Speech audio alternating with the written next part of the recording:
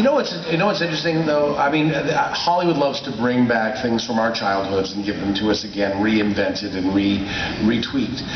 But the biggest, when the first Transformers movie came out, we didn't know quite what to expect, except it would be, huge.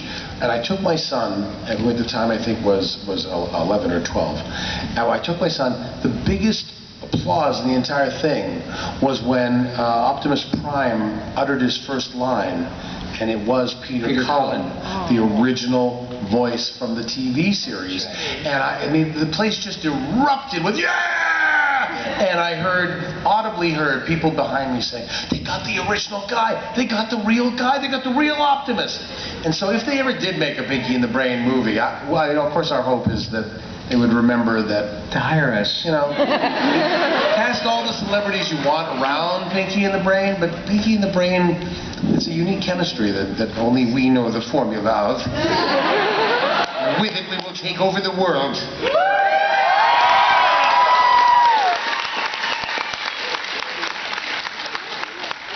And my second question is, how are you guys enjoying Rick and Morty? Oh, I like Rick. Love it. I love Rick and Morty. I've done 3 episodes. I'm doing another one next week. I did one last week. Justin Roiland, one of the co-creator, told us when we first went in.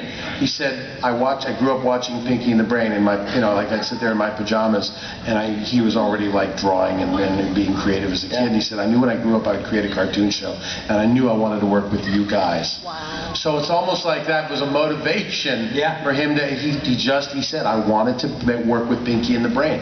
So, he has us on. We're like his sort of guest stars du jour whenever he's got extra part. Yeah, and plus I got to say things Same like... with Jess, by the way. He said Jess has done the show several times. I like it a lot, and I got to say things like, "Where are my testicles, Summer?"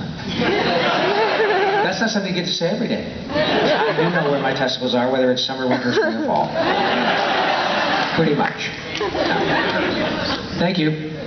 Thanks, buddy. Hi. Hello. When Brainland is realized, what kind of currency would we use? Oh, gosh. I think we used the brainy. The brainy? Like the Canadian loony, but Pinky's the loony and I'd be the brainy. And of course, it'd be worth more money than in American dollars, unlike the Right, and the brainy is like the loony. Paper money, the pinky is like the penny. Yes.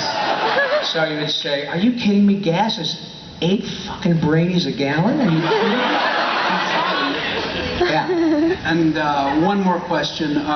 What would Brain think about the current situation in Russia?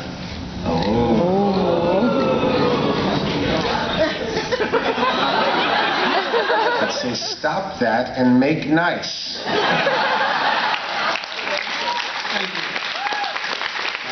It's all one world now, run by me, so stop trying to draw those imaginary lines. It's Brain's world.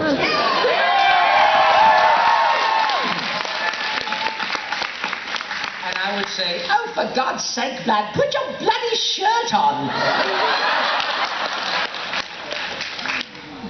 Hello. Hi. A Bond villain come to life. So I'm 27. I grew up watching you guys forever. And you were my entire childhood. But of course, back then we didn't have IMDb where you could just go look up who voiced all of your favorite characters. So, all these years later, looking back and realizing that you guys weren't just Pinky and the Brain, and then you were also the Animaniacs and so on and so forth. And imagine my surprise when I'm playing Batman Arkham City. And I'm like, man, that Mr. Freeze is awesome. Who voices that guy? You will bring me Nora.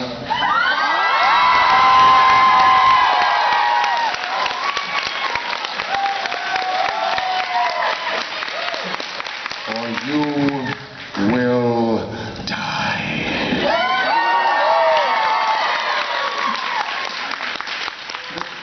So all of these years later, what is it like for you guys to sort of take on characters that were well established when you were Pinky and the Brain, who are now just as old as Pinky and the Brain, if not older, as opposed to playing these original characters that you built from the ground up? That's a good show. I don't really do much of that, and I think part of it is because I'm not an impressionist. I'm pretty good with dialects, but I never get hired to, that I know of, to replace or sort of do an updated version of the character. I mean, I did the animated series The Mask, in which I was Jim Carrey's role for a lot less money. But that was a little different because it was a bunch of episodes of what had started out as a 90-minute movie. So but to be able to redo, to be Mr. Freeze or the Joker or something that was established, I don't do that. Maurice can do that because Maurice also does Maurice is now, is it 25 years for Toucan Sam? 27. 27 years for Fruit Loop cereal.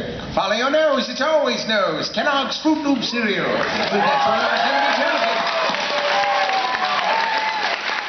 And that was a definite sound-alike job. You want to talk about taking over a part that I watched since I was a little kid. Me too. That was Paul Frees, right? The original was Paul Frees. Yeah. Actually, the very first was Mel Blanc. He did one commercial, and he did it with this kind of voice that he always did. It's Oot Frey, Oop Slay. Yeah. That guy.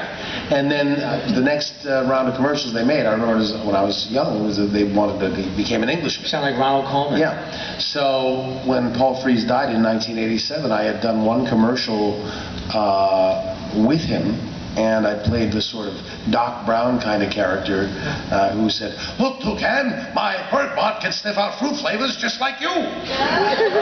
and I had read in the Toucan Sam parts because Paul Frees was sick, so I just played off of myself. It was just something I always did. They remembered that, and so they had me in after Mr. Frees.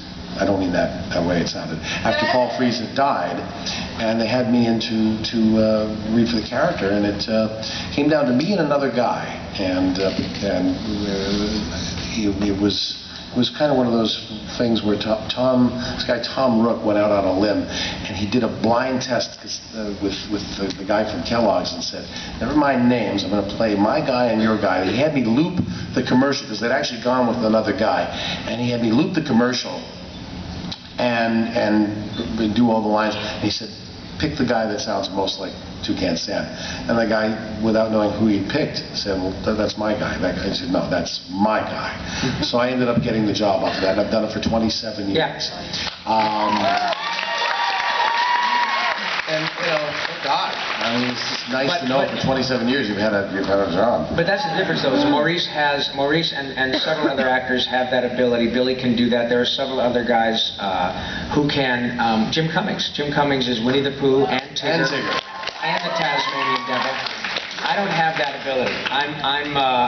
But that's good because that means everything you do is original and not derivative. You bring your Rob Paulsen-ness to absolutely everything there is, and I think that's great. But it's not. I'm good at my job, but there are a few people in town, and that's why when there are people like Maurice and Frank Welker and Jimmy Cummings and Billy and DiMaggio and Jeff Bennett, people who can really do kick-ass impressions, I don't even bother. I don't even get close to reading. As a matter of fact, years ago, when Wayne Allwine was unfortunately very ill, but just before he passed away, he called me and said, and this is germane to your question, this is a good example of that. He called me and we were very dear friends, and he said, "Robbie, I'm really starting to fade, and they're looking to replace me and come up with a new Mickey Mouse," which of course is probably the most famous single cartoon character ever in history, right?